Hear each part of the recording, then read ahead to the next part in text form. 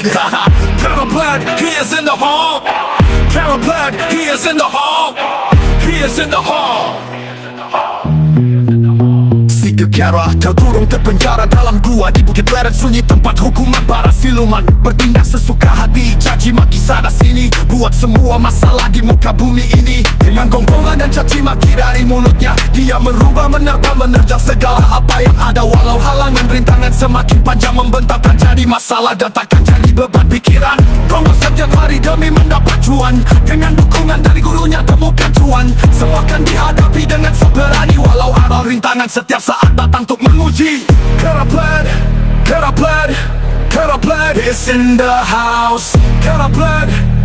Blood, he is in the hall. He is in the hall. Blood, terburuk terpin caci maki. Blood, menjadi pengawal mencari cuan.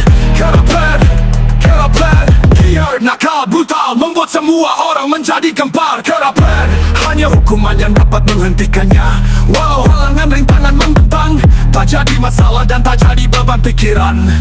Blood, tak pernah berhenti caci maki. Blood, menjadi pengawal mencari cuan. Blood, liar, nakal, brutal, membuat semua orang menjadi gempar. Blood,